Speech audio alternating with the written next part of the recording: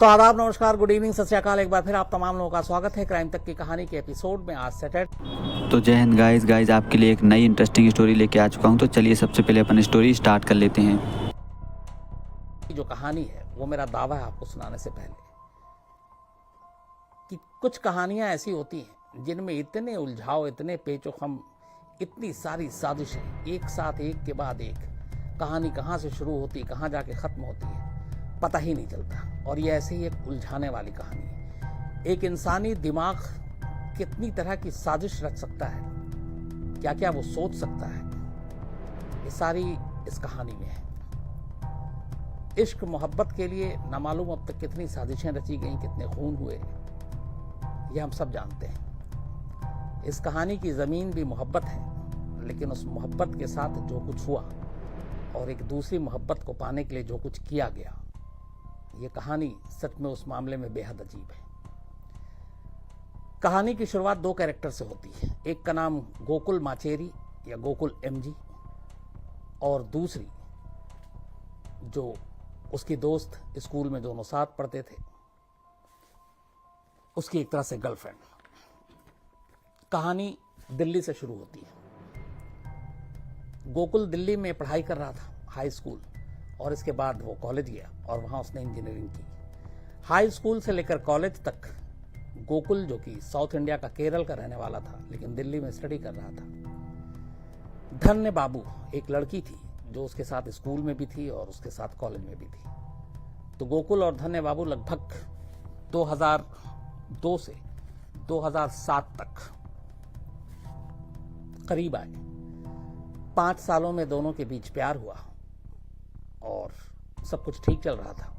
लेकिन 2007 में इंजीनियरिंग की पढ़ाई पूरी हो गई। गोकुल जो है वो दिल्ली में ही रह गया और जो उसकी गर्लफ्रेंड है धन्य बाबू, वो वापस साउथ इंडिया लौट आई, कर्नाटक।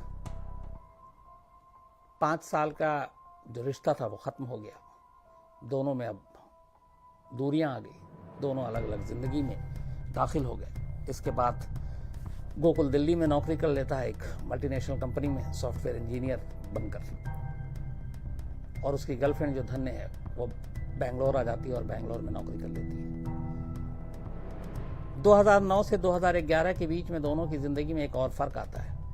गोकुल को किसी एक और लड़की से प्यार हो जाता है जिसका नाम अनुराधा है। वो रांची की रहने वाली थी, लेकिन उसकी पैदाइश बंगाल की थी।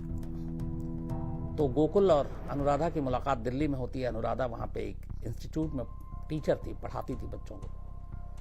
दोनों मिलते हैं, दोनों में प्यार हो जाता है। इधर धन्य जो है वो बेंगलोर पहुँच जाती है और बेंगलोर में भी उसे एक लड़का मिलता है। अब उन दोनों में दोस्ती हो जाती, फिर प्यार हो जाता है। उस लड़के का नाम था साजू जोज। इसके बाद तकदीर ऐसा खेल करती है कि उधर गोकुल की शादी अनुराधा से हो जाती है दिल्ली में। इधर धन्य बाबू की शादी साजू जोज से हो जाती है बेंगलोर में। शादी के बाद अब दोनों की अपनी गृहस्थियां चल रही थी, लेकिन इसी दौरान गोकुल को यह शक होता है कि अनुराधा का कोई ना कोई अफेयर है किसी के साथ, और ये शक बहुत हद तक आगे बढ़ जाता है। अनुराधा से बात भी करता है अनुराधा, लेकिन हमेशा मना करती है, लेकिन वो उसका शक जाता नहीं है। और इस शक की वजह से अनुराधा से अब उसकी दूरियां बननी शुरू हो जाती हैं।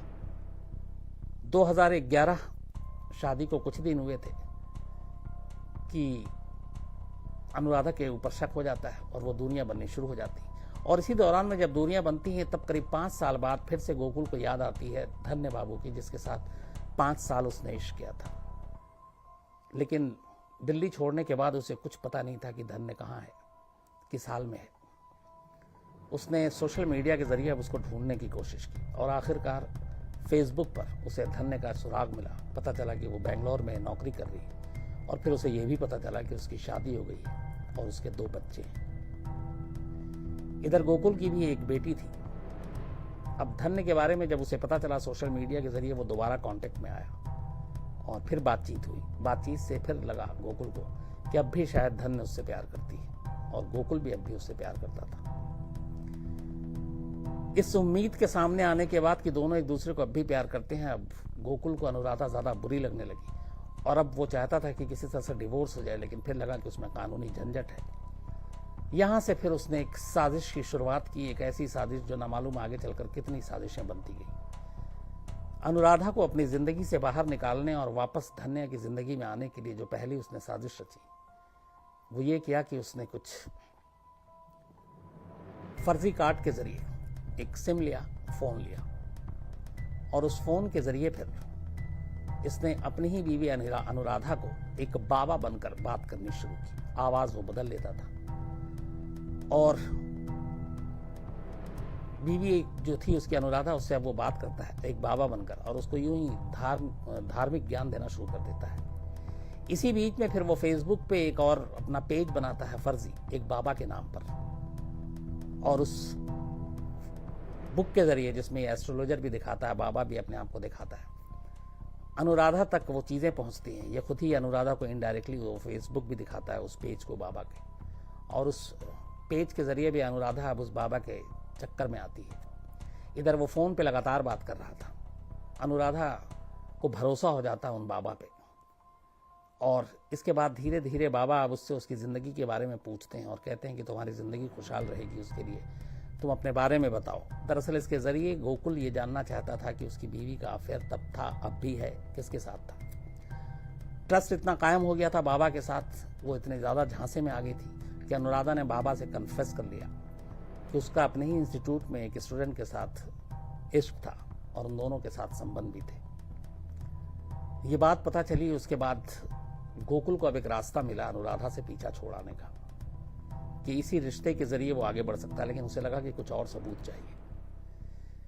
फिर धीरे धीरे वो और अनुराधा को चंगुल में लेता गया बाबा बनकर, और आखिर में फिर उसने कहा कि तुम्हारा अब भी जो पहला प्यार था तुम्हारा जिस स्टूडेंट के साथ, वो हमेशा कायम रह सकता है, और तुम्हारे पति गोकुल भी तुम्हारे साथ ही रह सकते हैं, और गोकुल कभी आपत्ति या ऑब्जेक्शन भी नहीं करेगा तुम दोनों के रिश्ते पे, अगर तुम मेरे कहे अनुसार कुछ करो और खास पूजा करो। अनुराधा इसके लिए भी कन्विंस हो गई। कुछ यूं ही ऊट पटांग पहले उसको ज्ञान दिया, फिर एक दो पूजा भी वैसे ही कराई।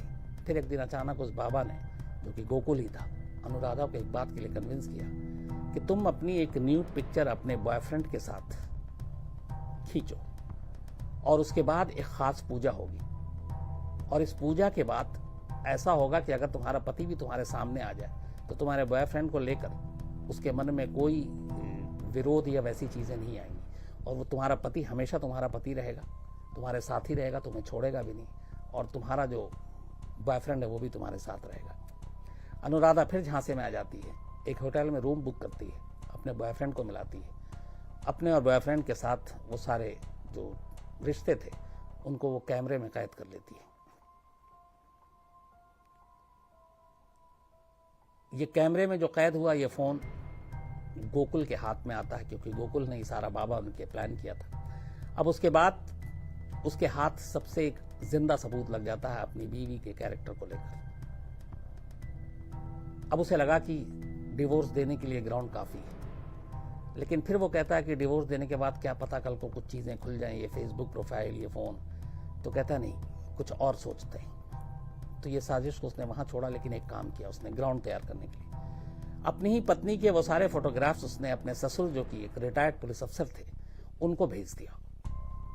ससुर ने देखा तो अपनी बेटी पे जाहिर सी बात है उन्हें बहुत गुस्सा आया, और अपने दामाद पे बहुत ज्यादा गर्व भी हुआ कि देखो ये सब कुछ जानता है फिर भी मेरी बेटी को अपने साथ रख रहा है, इसने छोड़ा नहीं। तो एक कॉन्फिडेंस, एक भरोसा अपने ससुर का उसने हासिल कर लिया इन तस्वीरों को दिखाकर। अब इसके बाद इसका पहला चरण पूरा हो गया था, वो डिवोर्स, उसको लगा कि कुछ गड़बड़ है, तब उसने फैसला किया पहली बार कि डिवोर्स से काम नहीं चलेगा, बीवी को रास्ते से ही हटाना पड़ेगा। लेकिन उससे पहले उसे अभी साजिश के कई और पहलू को बुनना था, जिस मकसद के लिए उसने ये सारी चीजें की थी। 2013 में बीवी के सारे फोटोग्राफ ससुर को भेजने के बाद 2014 में अब वो बैंगलोर पहुंच जाता है ट्रांसफर लेकर दिल्ली से, और बैंगलोर में सेम उसी अपार्टमेंट में फ्लैट लेता है जिस अपार्टमेंट में उसकी पुरानी एक्स गर्लफ्रेंड अपने पति और 2 बच्चों के साथ रह रही थी, यानी कि धन्य बाबू। एक ही अपार्टमेंट में, एक ही करीब आ जाता है, दोनों के रिश्ते अब और नजदीक हो जाते हैं। अब उसके सामने दो चीजें थी, एक तरफ अपनी पत्नी थी और दूसरी तरफ अपनी प्रेमिका का पति। यहां से अब वो नई साजिश बुनता है। वो कोशिश करता है कि किसी तरीके से धन्य बाबू की जिंदगी से उसका पति जोज निकल जाए तो फिर वो उससे शादी कर ले। इसके लिए सबसे पहले अब वो एक नया मोबाइल और खरीदता है फेक आईडी से, और उसके बाद अब जोश को फोन करता है कि तुम्हारी पत्नी ठीक नहीं है, तुम उसे डिवोर्स दे दो, ये तुम्हारे लिए अच्छा होगा। जोश इसको सुनता है लेकिन मानता नहीं। दूसरी तरफ वो अपनी प्रेमिका को भी फोन करता है और मैसेजेस देता है उस नंबर से कि तुम इसको छोड़ दो, ये तुम्हारे लिए सही नहीं है और तुम्हारी जिंदगी ठीक ठाक चलेगी। वो भी नहीं मानती है। बात जब यहां से बनती नहीं है तब वो फिर एक नया साजिश बुनता है। वो एक फेसबुक अकाउंट क्रिएट करता है IS के नाम पर, इस्लामिक स्टेट के नाम पर, और इस फेसबुक की जो पूरी आईडी और ये सब कुछ बनाता है ये अपनी प्रेमिका के पति के नाम पर, मतलब उसकी जो डिटेल जानकारी थी, नाम छोड़कर बाकी सारी चीजें, वो उसमें वो डाल देता है। इस तरीके से असल में वो ये दिखाना चाह रहा था कि उसकी जो प्रेमिका है धन्य बाबू, उसका जो पति है साजू जोश, वो एक IS मिलिटेंट है और इसको लेके वो सारी चीजें पोस्ट करता है। उसे लगता है साइबर सेल की नजर पड़ेगी और साइबर सेल जो है जोश को उठा लेगी, लेकिन होता कुछ नहीं है। साइबर सेल का ध्यान भी नहीं जाता, वो कोशिश करता रहता है लेकिन जोश तक पुलिस नहीं पहुंचती है। उसे लगता है ये साजिश बेकार है, फिर वो नया साजिश बुनता है। कहता है कि कुछ ऐसा करना है कि जिसके बाद अब ये सीधे सलाखों के पीछे जाए और सलाखों के पीछे जाने के बाद उसकी बदनामी हो, पत्नी उसकी छोड़ देगी और फिर मैं उसे हासिल कर लूंगा, उससे शादी करूंगा। ये साजिश उसने सबसे खतरनाक बुनी। चूंकि वो उसी अपार्टमेंट में रहता था, प्रेमिका से मिलता भी था, उस घर में कुछ ऐसे मौके मिले जहां से उसने साजू जोश के पासपोर्ट, आईडी और मार्कशीट, इन सब को चुराया, उनकी फोटोकॉपी की और उसके बाद वो सारी चीजें वापस भी रखा और फिर उन सारी चीजों से उसने एक नया सिम खरीदा, एक नया फोन खरीदा। ये साजिश जो सबसे खतरनाक साजिश था उसका पहला चरण था। जब ये सारी चीजें हो गई तो इस दौरान में फिर इसने वो बाबा के जिंदा किया जो इसने पहले फेसबुक पे बनाया था, और अनुराधा भी संपर्क में थी। उसके बाद वो अनुराधा को फोन करता है और कहता है कि तुम्हारी जिंदगी में जो तुम्हारा बॉयफ्रेंड और तुम्हारा पति दोनों साथ रहेगा, उसके लिए अब सिर्फ एक आखिरी पूजा करनी है और उस आखिरी पूजा को करने से पहले तुम्हें बेहिसाब शराब पीनी है। शराब पीने के बाद ये पूजा हो, जब तक कि तुम बिल्कुल नशे में ना हो जाओ तुम शराब पीती रहो। अनुराधा ये बात मान लेती है। 28 जुलाई 2015 की बात है ये। रात को घर पहुंचता है गोकुल। अनुराधा पहले से ही बाबा ने बता रखा था। वो अपने पति से शराब की बोतल मंगाती है, उसका शराब पीना शुरू करती है। गोकुल भी थोड़ा पीता है और गोकुल को मालूम था क्योंकि साजिश उसी की थी, बाबा वही था। शराब पीते पीते रात के 12:30 बज जाते हैं। साजिश ये गहरी थी कि इसके बाद जो कुछ होना था उसकी आंच गोकुल पे ना आए, इसलिए शराब पीने के दौरान जब वो बेहद नशे में हो जाती है अनुराधा और ऊट पटांग बातें करने लगती है, तब गोकुल अपने मोबाइल से अपनी प्रेमिका यानी कि धन्य बाबू को फोन करता है। चूंकि एक ही अपार्टमेंट में रहते थे इसलिए दोनों और स्कूल कॉलेज के दोस्त थे, तो गोकुल की पत्नी और जोश की पत्नी में भी दोस्ती हो चुकी थी। उसके बाद बात करते करते वो अपनी बीवी अनुराधा को फोन पकड़ा देता है। अनुराधा धन्य से बात करती है, जोश से भी बात कराता है, ताकि ये लगे कि देखो ये लोग शराब पी रहे हैं, नशे में हैं। वो बताता भी है कि आज इसने बहुत ज्यादा आउट हो गई है। जब सब कुछ ये हो जाता है, बात हो जाती है, तो ये होता है कि हाँ चलो ये दोनों साथ थे, रात को बात हुई। फोन काटने के बाद नशा अब चढ़ चुका था अनुराधा पर। गोकुल उठता है। घर के अंदर एक गणेश जी की मूर्ति थी, 2 फीट लंबी करीब, पीतल की, वजनी थी। वो उठाता है और अनुराधा के सर पे वार करता है। 2 वार करता है, अनुराधा नीचे बेड पे गिर जाती है। इतनी देर में दूसरे रूम से उसकी 3 साल की बेटी की रोने की आवाज आती है। वो उस रूम में चला जाता है, देखता है बेटी जाग चुकी है। वो जाकर बेटी को सुलाता है। बेटी को सुलाने के बाद वो फिर थोड़ी देर के बाद जब बेटी सो जाती है वापस बीवी के कमरे में आता है, देखता है अनुराधा बिस्तर पे पड़ी है, बट उसे यकीन नहीं था कि वो मर चुकी है। वो फिर से गणेश जी की मूर्ति उठाता है, तीसरा वार करता है पूरे जोर से बीवी के सर पर, फिर चेक करता है सांसें बंद हो चुकी थी। जब सारी चीज़ें हो गई इसके बाद वो थोड़ा और इंतज़ार करता है। इसके बाद अपने सास और ससुर को फ़ोन करता है कि अनुराधा नशे में गिर गई और टेबल के ऊपर जो गणेश जी की मूर्ति थी वो सर में और बाकी चीज़ें चोट लग गई और हॉस्पिटल लेकर भाग रहा हूँ, आप लोग आ जाइए। भाग के सब आते हैं, उसको हॉस्पिटल ले जाया जाता है, लेकिन हॉस्पिटल में अनुराधा को मुर्दा करार दिया जाता है। पुलिस आती है, छानबीन करती है, जांच होती है, पोस्टमार्टम रिपोर्ट आती है। पोस्टमार्टम रिपोर्ट में पता चलता है कि अनुराधा के सर पे 3 गहरे वार हैं और ये वार गिरने से या टेबल के उससे लगने से नहीं हो सकता, ये किसी ने हिट किया है। पुलिस इस शक में गोकुल को उठा लेती है क्योंकि उस घर में और कोई था नहीं। लेकिन जैसे ही पुलिस गोकुल को उठाती है, ढाल बनकर सामने कौन आता है? खुद अनुराधा के पिता यानी कि गोकुल के ससुर। वो पुलिस स्टेशन पहुंच जाते हैं और पुलिस के ऊपर भड़क पड़ते हैं कि आपने मेरे दामाद को कैसे पकड़ा? मेरा दामाद बहुत अच्छा है, मेरी बेटी बुरी थी, शराब के नशे में थी और मेरी बेटी का ये एक्सीडेंटल डेथ है, कत्ल नहीं है। पुलिस समझाती रही कि जो पोस्टमार्टम रिपोर्ट है उससे ऐसा लगता है कि इसको वार किया गया, पर जब बेटी के माँ बाप ही इस चीज़ को मानने को तैयार नहीं थे तो आखिरकार पुलिस भी मजबूर हो जाती है और इस केस को एक तरह से एक्सीडेंटल डेथ के तौर पर डिक्लेयर कर गोकुल को छोड़ देती है। गोकुल बरी हो जाता है, 2-3 दिन के अंदर ही बाहर आ जाता है। साजिश का पहला चरण पूरा हो चुका था, लेकिन असली काम अब बाकी था।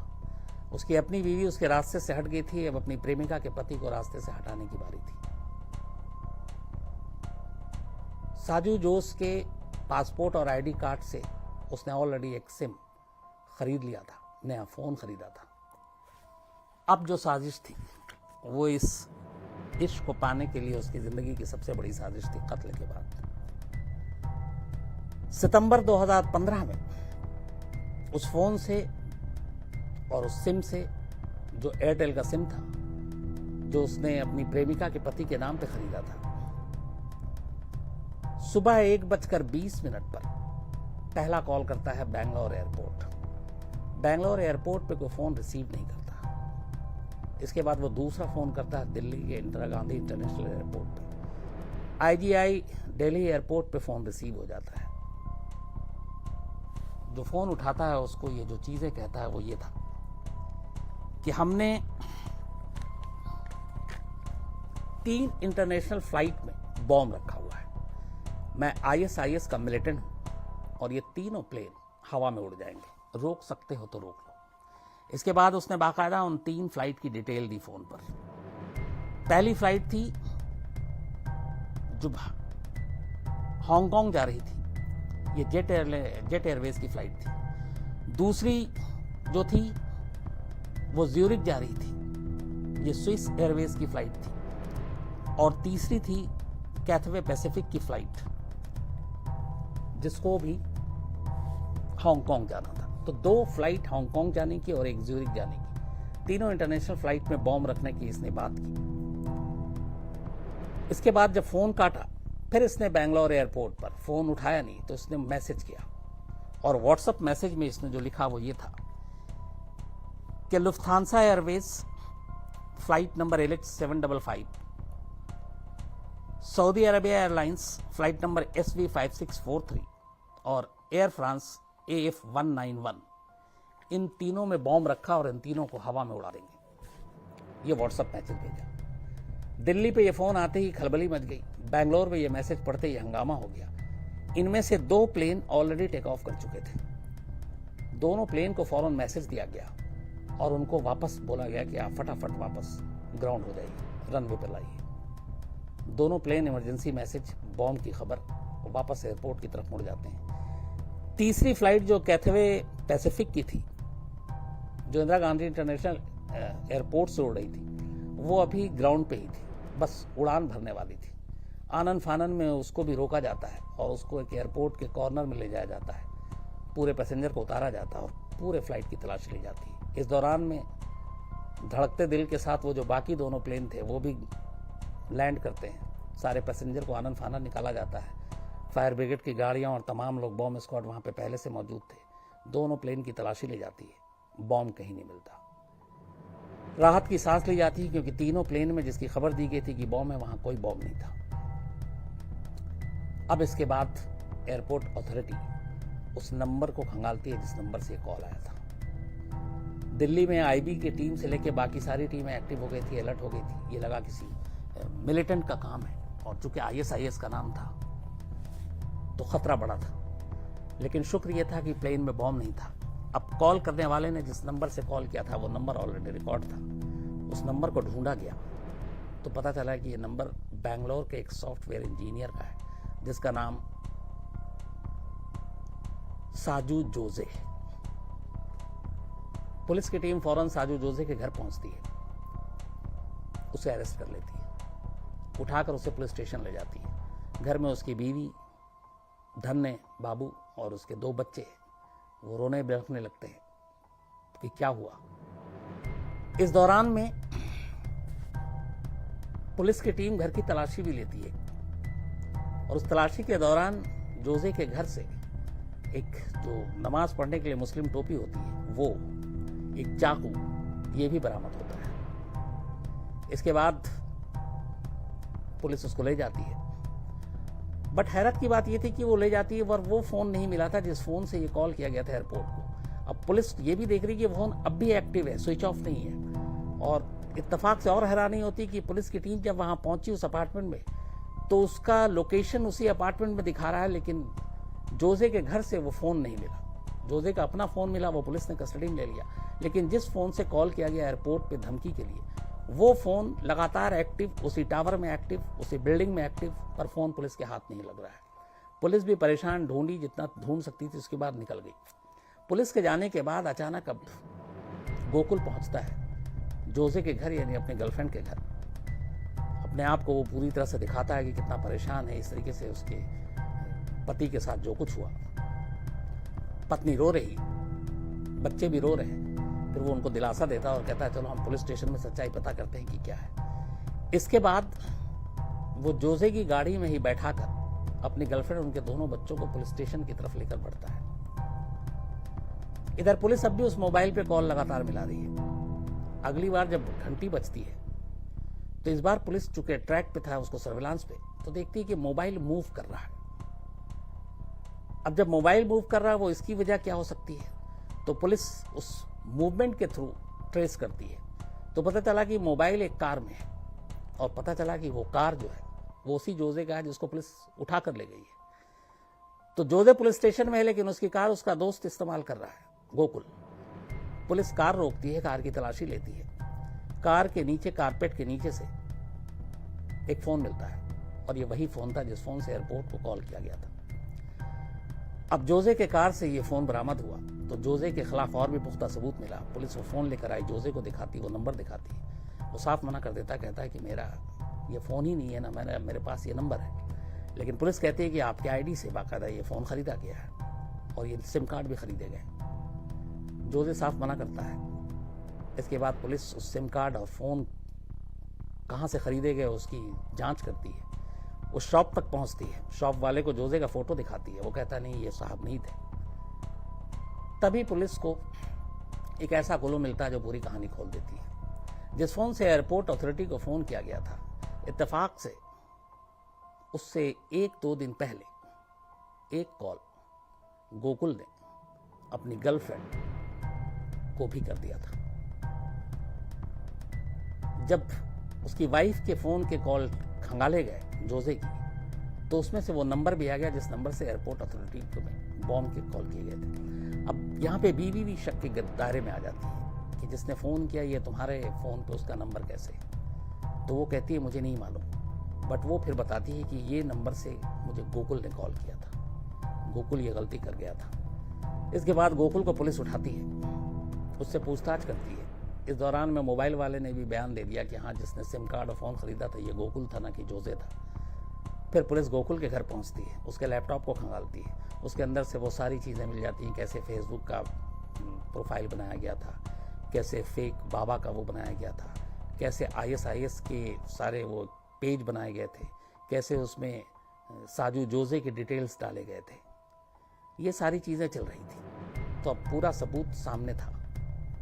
पुलिस को यकीन हो गया कि इसमें साजू जोजे या उसकी वाइफ धन्य का कोई रोल नहीं है, बल्कि असली खिलाड़ी गोकुल है। अब कहानी सुनने की बारी थी। गोकुल थोड़ी देर के बाद टूट गया। तो उसने पुलिस को जो कहानी सुनाई वो वही कहानी थी जो मैंने आपको शुरू से बताई कि कैसे उसे एक लड़की से इश्क हुआ, फिर उसने शादी की, फिर उसने किसी और से शादी कर ली। वापस वो उसको पाना चाहता था, उसके पति को अपने रास्ते से हटाना चाहता था, अपनी पत्नी को अपने रास्ते से हटाना चाहता था। पत्नी का खून किया, पति को जेल भेजना चाहता था ताकि रास्ता साफ हो। इस होक्स कॉल की जांच के दौरान तब तक जिस पुलिस ने गोकुल को छोड़ दिया था उसकी वाइफ की एक्सीडेंटल डेथ को मानते हुए, जबकि खुद ससुर ने भी सपोर्ट किया था उसका, तब पुलिस को शक हुआ। उसके बाद फिर केस खुला, उसकी वाइफ का पूछा गया, फिर उसने एक्सेप्ट कर लिया। उसने कहा मैंने अपनी बीवी का भी कत्ल किया था। तो एक होक्स कॉल जिसके जुर्म में वो पकड़ा गया, उसके जरिए एक दूसरे जुर्म का खुलासा हुआ। जो एयरपोर्ट अथॉरिटी ने उसके ऊपर सेक्शन लगाए थे, उस सेक्शन में ये है कि जिस तरीके से प्लेन में इस तरह के होक कॉल और उससे जिंदगी खतरा और पैसेंजर की सुरक्षा को लेकर, उसमें मैक्सिमम लाइफ इम्प्रिजमेंट की सजा का प्रावधान है। एक वो केस था, दूसरी तरफ बीवी के कत्ल का केस खुल गया जिसमें मैक्सिमम फांसी तक भी है। जेल चला गया वो, उम्र कैद की सजा हुई उसे, वो उम्र कैद की अब भी सजा काट रहा है। लेकिन इस कहानी का क्लाइमेक्स यहीं तक नहीं था। जब ये सारी चीजें हो गई, गोकुल खुद जेल चला गया, अपनी बीवी को अपने हाथ से मार चुका था, और उन दोनों की जो एक 3 साल की बेटी थी वो पूरी तरह से अनाथ हो गई थी, क्योंकि माँ को तो बाप ने मार दिया और बाप खुद जेल चला गया। तब उसको कौन कैसे कैसे परवरिश करे। माँ बाप उसके बुजुर्ग थे गोकुल के। जो गोकुल की गर्लफ्रेंड थी धन्य बाबू और जोजे, जिस जोजे को फंसाने की कोशिश की गोकुल ने, क्योंकि उसके पड़ोस में था, उसे मालूम था कि मेरी बीवी का ये क्लासमेट रहा है, दोस्त हैं दोनों अच्छे। धन्य आगे बढ़ी, इसके अलावा साजू जोजे आगे बढ़ा। इन दोनों ने कहा कि अगर उनका परिवार चाहे तो इस बच्ची को हम लोग पालेंगे, हम इसकी परवरिश करेंगे अपने 2 बच्चों के साथ। शुरुआत में वो लोग कुछ दिन रहे भी। अब मैंने ट्राई करने की कोशिश की कि इस वक्त क्या सिचुएशन है, वो बच्ची कहाँ है, क्योंकि ये 15 से 5 साल और हो गए, करीब 8 साल की हो गई होगी, तो वो अभी पता नहीं चला। मैं किसी दिन और कहानी में इसका जिक्र जरूर करूंगा। तो ये थी वो कहानी जिसमें इतनी। तो उम्मीद करता हूँ गाइज़ ये स्टोरी आपको बहुत ही अच्छी लगी होगी, बहुत ही इंटरेस्टिंग स्टोरी वास्तव में ये थी भी। और गाइज़ मैं आपको बता दूं कि अपने इस चैनल पे केवल और केवल इंटरेस्टिंग स्टोरियाँ ही सुनने को मिलती हैं और मिलती रहेंगी। तो अगर आप नए हैं तो केवल अगर आप इंटरेस्टिंग स्टोरियाँ सुनने के आदी हैं तो आप इस चैनल को सब्सक्राइब करके रखें, क्योंकि यहाँ पे आपको इंटरेस्टिंग स्टोरियाँ ही सुनने को मिलेंगी। तो चलिए मिलते हैं एक नई इंटरेस्टिंग स्टोरी के साथ में, तब तक के लिए जय हिंद।